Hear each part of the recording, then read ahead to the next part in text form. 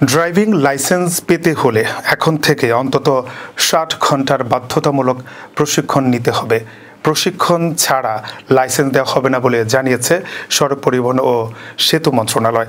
বুধবার তেজগাঁয়ে জাতীয় নিরাপদ সড়ক দিবস উপলক্ষে সড়ক ও জনপথ অধিদপ্তরের অডিটোরিয়ামে আয়োজিত এক অনুষ্ঠানে এ ঘোষণা দেন সড়ক পরিবহন ও সেতু মন্ত্রণালয়ের উপদেষ্টা মোহাম্মদ ফজল কবির খান।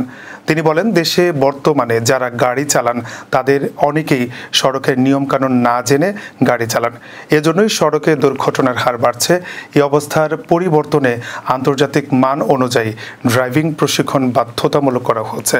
ফজল কবির খান বলেন, ড্রাইভিং লাইসেন্স পাওয়ার আগে এখন থেকে চালকদের কমপক্ষে ৬০ ঘণ্টা প্রশিক্ষণ নিতে হবে। সরকারিভাবেই প্রশিক্ষণের ব্যবস্থা থাকবে এবং প্রশিক্ষণার্থীদের জন্য ভাতার ব্যবস্থা করা হবে।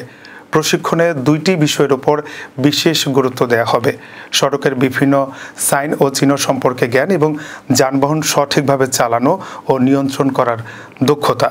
বর্তমানে বিআরটিসি সহ স্বীকৃত কিছু প্রশিক্ষণ ইনস্টিটিউটে এই প্রশিক্ষণ চালু রয়েছে, তবে আগামী মাস থেকে তা সারা দেশে বিস্তৃতভাবে চালু করা হবে বলে জানান উপদেষ্টা।